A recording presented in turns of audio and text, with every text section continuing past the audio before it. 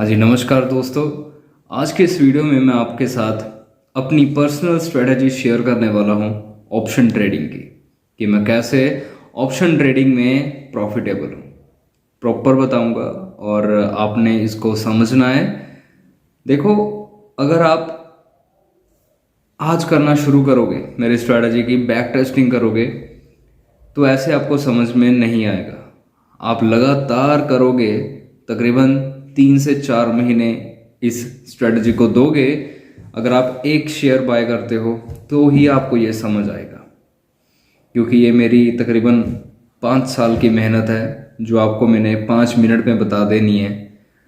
बस आपने 5-6 महीने देकर इसको अच्छे से सीखना है, तभी आप प्रॉफिटेबल हो पाओगे। नहीं तो सुन के, एक कान से सुना दूसरे से निकाल दिया, भूल गए, तो फिर कोई फ़ायदा ही नहीं है। बहुत सारी स्ट्रेटजीज मैंने आज तक आपको बताई हैं। जैसे मेरे पास कोई क्लाइंट आता है, वो अपनी प्रॉब्लम बताता है, तो उसको उसी हिसाब से मैं स्ट्रेटजी बताता हूँ।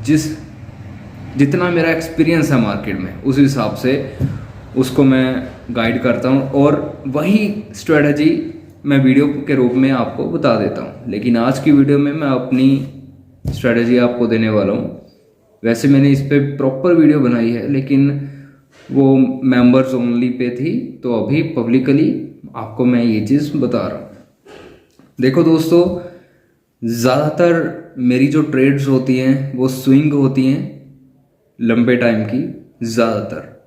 और जब भी मेरी लंबे टाइम के लिए कोई ट्रेड होती है, और मान के चलो कि ट्रेड मेरी नेगेटिव चली गई, स्टॉप लॉस हिट हो गया, तो ज़्यादातर चांस होते हैं वहाँ पे मैं एवरेज कर लेता हूँ और थोड़ा सा वक्त देता हूँ, ट्रेड को मैनेज कर लेता हूँ, मतलब ताकि मेरा पैसा डूबे ना।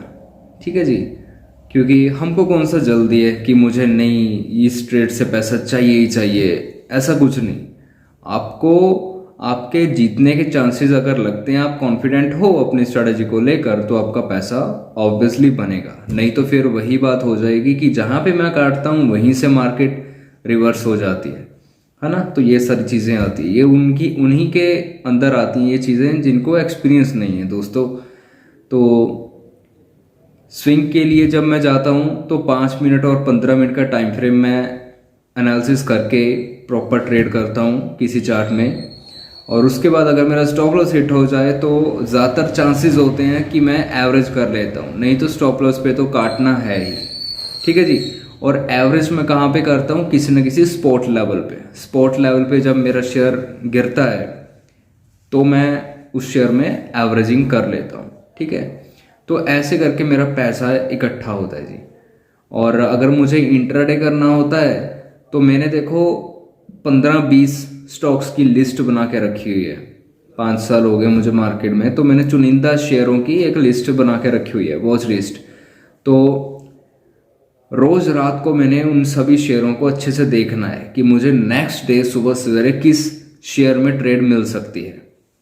टाइम फ्रेम की बात करूं तो मैं सुबह सवेरे इंट्राडे अगर मुझे करनी होती है तो 9:15 से लेके हद 11 बजे तक मार्केट में बैठता हूँ, इससे ज़्यादा बिल्कुल नहीं, क्योंकि वो एक मोमेंटम टाइम होता है और उस मोमेंटम टाइम में मैं अपना प्रॉफिट बड़े आराम से लेके मार्केट से निकल जाता हूँ।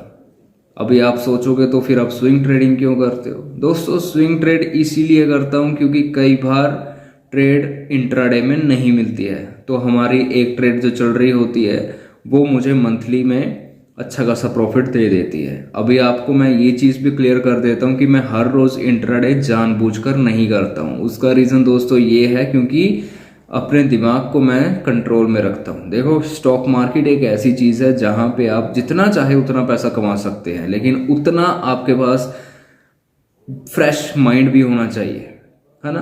तो भाई मेरे पास उतना फ्रेश माइंड नहीं है और ना ही मैं अपना करना चाहता हूँ, क्योंकि इंसान को भूख कितनी है पैसे की।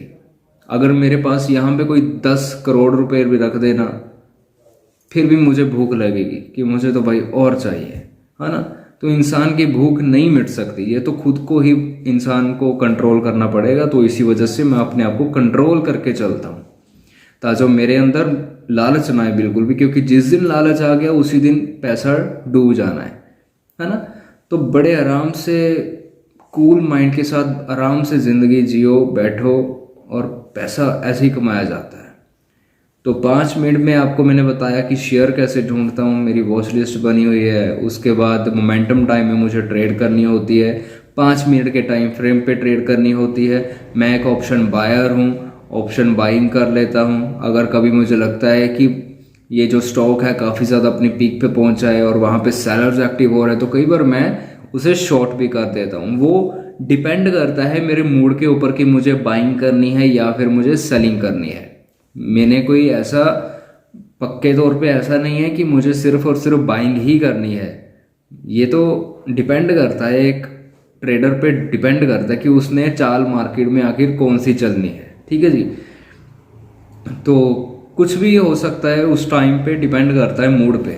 ठीक है, ट्रेड पे, चार्ट पे डिपेंड करता है जी हमने किस तरीके से मार्केट में प्ले करना है। तो बस यही है कि आराम से ट्रेड प्लान करो और उसके बाद जैसे चार्ट पे आपने ट्रेड करनी है लेवल्स को देख के करा करो ट्रेड। लेवल्स आपने मार्क करने होते हैं, एक दिन पीछे का हाई और लो मार्क करके रखो। जो भी लेवल टूटेगा उस साइड की आपने ट्रेड प्लान कर लेनी है। और उसके नीचे का, अगर देखो नीचे की ट्रेड बन रही है तो उसके नीचे का स्पॉट लेवल मार्क करके अपना टारगेट सेट कर लो। अगर ऊपर की ट्रेड बन रही है तो रेजिस्टेंस लेवल आपका एक मार्क किया होना चाहिए और वही आपका टारगेट रहेगा। ठीक है, तो ऐसे करके आपके टारगेट्स रहेंगे। और जो स्टॉप लॉस रहेगा वो दोस्तों हमेशा आपका छोटा रहेगा जब भी अगर आप स्पॉट पे खरीदोगे।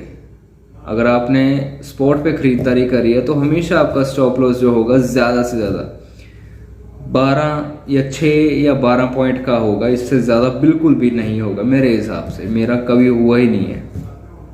तो बस दोस्तों इस वीडियो में इतना ही, मिलता हूँ आपको नेक्स्ट वीडियो में। अगर कोई भी क्लियर कुछ भी ना हुआ हो तो व्हाट्सएप मैसेज कर दो, डिस्क्रिप्शन में आपको मेरा नंबर मिल जाएगा, तो वहाँ पे आप मुझे व्हाट्सएप मैसेज कर सकते हैं। नेक्स्ट वीडियो में मिलता हूँ दोस्तों, धन्यवाद।